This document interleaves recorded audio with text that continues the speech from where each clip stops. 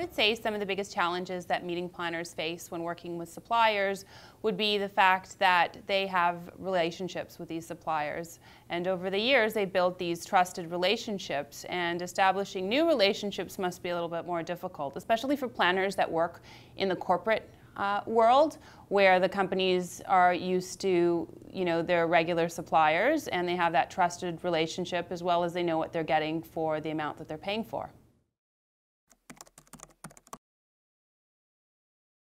Everyone is looking to cut costs, and we've been going through this now for 6 to 8 years, and it's not going to stop. So we've really had to look at a different way of conducting business, and suppliers really need to look at a different way of how they provide you with quotes.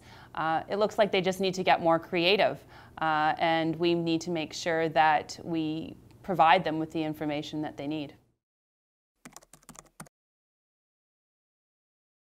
There's a lot of different ways that planners can network with suppliers. There's a lot of industry events that the event planners can go throughout the year.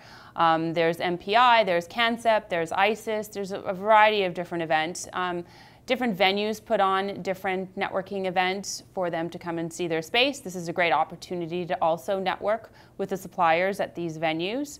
I would also say picking up the phone and having somebody vouch for you. Really, can you introduce me to somebody? Taking somebody out for coffee or lunch can be the most valuable hour that you can have with somebody. You can learn about what they do, they can learn about what you do, and it's a great way to build a relationship as opposed to a 5-minute conversation at a networking event.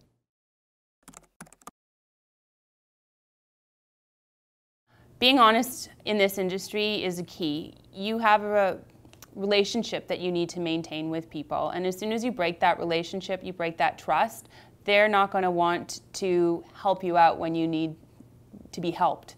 Also making sure that you're very clear with them in terms of what your budget is and not really leading them towards another direction.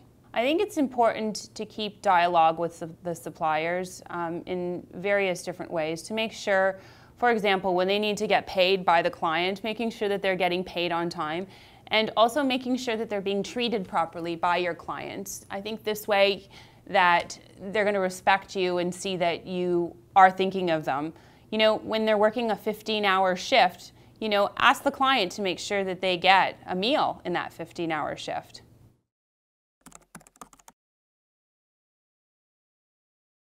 Some of the ways that I would resolve conflicts when working with suppliers is really calling them up and having a conversation with them as opposed to maybe sending an email. I think emails get misconstrued.